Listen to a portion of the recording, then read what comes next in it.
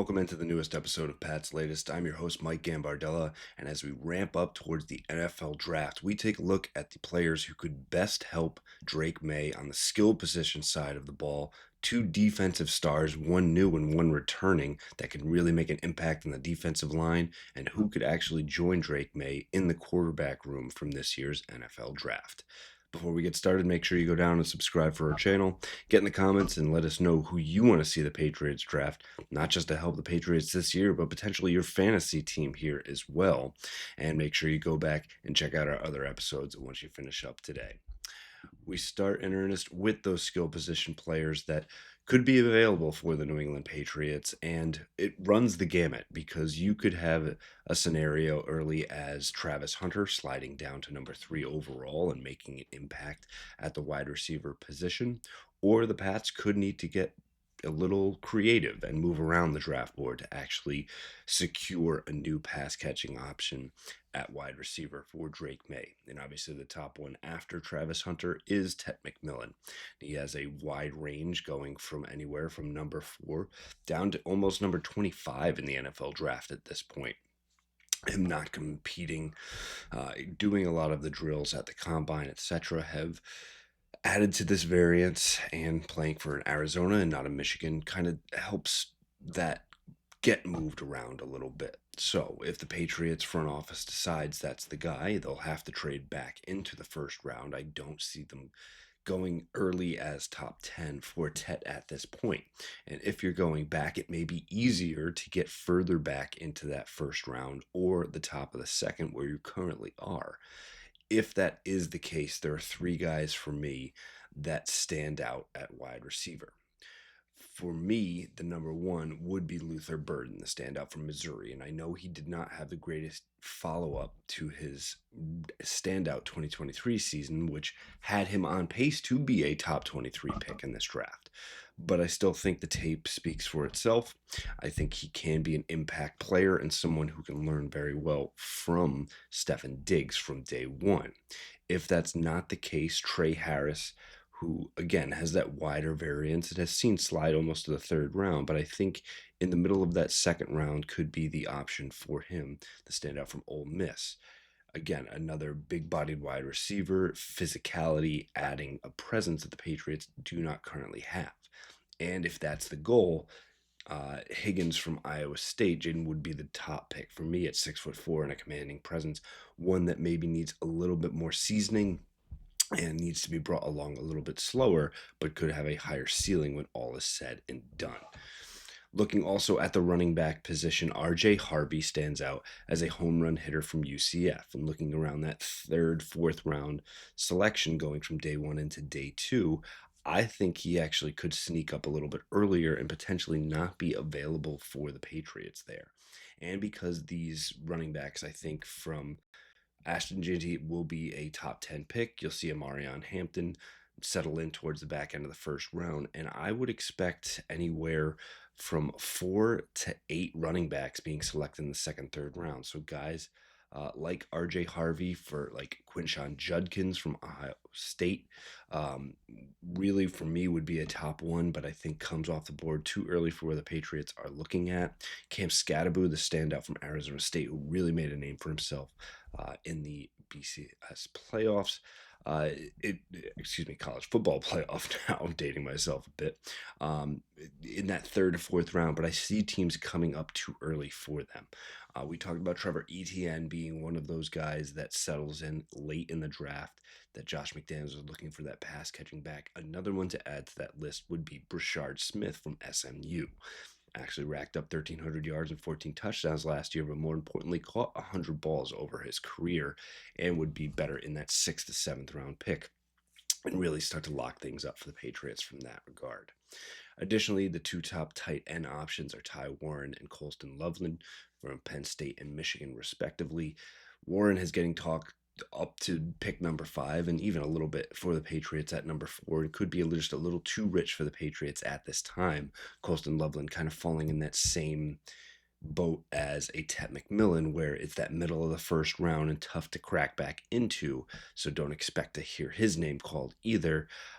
3 other ones to keep an eye on will be Harold Farron from Bowling Green, who again has a wide variance, could be back end of the second round, could slide to the fourth. Terrence Ferguson from Oregon, kind of in that same boat. And another one to keep an eye on is Mason Taylor from LSU, has quickly become the number 3 tight end in this class and getting a lot of talk for the back end of the first round now. If the Patriots see the board work out in a certain way and they're at the top of the second round and a lot of their guys are gone, and you're looking for a guy to potentially leapfrog Austin Hooper and eventually become that number 1 tight end eventually in front of Hunter Henry, Mason Taylor, the LSU standout, could be the option there for the New England Patriots. Additionally, looking at the Pats' new defensive star and who they shelled out a ton of money to actually leapfrog the Carolina Panthers and get him, Wilton Williams, coming in from the Super Bowl champion Philadelphia Eagles, is already setting the tone in voluntary practices and eager to learn as much as he possibly can as he gets acclimated with new head coach Mike Vrabel and the quote-unquote Patriot way. He was quoted as saying, "I'm already trying to pick Coach Vrabel's brain." He came in our meeting, gave us tips and pointers, and already knows it's going to be a lot of fun. We already know that Milton is going to be a ton of problems for teams in the middle, both from the pass rush side and making an impact against the run as well.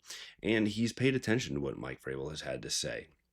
Vrabel setting forth his ground rules early on, and Williams added that he wants to live near the stadium, so he's never late. He wants to make sure that he is the accountability guy and a guy that is now saying the right things to potentially be a leader for this team as well. So don't be surprised to see him take a step. Obviously, with that big money deal, you want to make sure that that is coming to fruition for the New England Patriots. One that he's getting a chance to work with as well will be the returning Christian Barmore, who's coming back from all the blood clot injuries last year. And Barmore is already back out at voluntary practices, looking strong, looking fast, and getting out there to make an impact. And along with Milton Williams, could make an imposing 1-2 combo up front as well. Milton Williams actually commented on Barmore and who asked who he's most excited to play with, and Barmore was the first one out of his mouth. He also added Keon White, who now, if you look at those front three and add either Harold Landry, Kayvon Lawson, whoever you want to put next to on this defensive end side, and again, if Abdul Carter slides down, that is an imposing front four indeed. But Barmore said, Milton Williams said about Barmore and Keon White, you already told Keon it will end up on the same side when it's time to go rush. It's going to get nasty. It's going to get nasty for sure. So these guys want to come in and make an impact. They want to be aggressive. They want to be violent. All the same things that the Patriots coaches have talked about through this process, and good to hear that it's already translating down to the players themselves. Finally, we look at the backup quarterback situation in the quarterback room for the New England Patriots, which we know will be all about Drake May, and then backing up what we have after him. With the trade of Joe Milton to the Cowboys, that means Joshua Dobbs, the Pastronaut himself, will be that number 2 option and a steadying veteran presence for Drake May. But that does leave another spot, and either one to carry on the roster, and I do not think that would be wise at this time, but one that kind of swings back and forth either from practice squad or is inactive for an emergency situation. So you'll see a lot of names being tossed around. I think Tyler Show, the Louisville standout, who for me when I worked at Pro Football Network was a guy that I like to profile and has completely shot up draft boards to even third and second round at this point. 2 other big name quarterbacks, Will Howard from Ohio State has seen his draft stock rise to more of the 4-5 range, like we saw with Stetson Bennett a few years ago.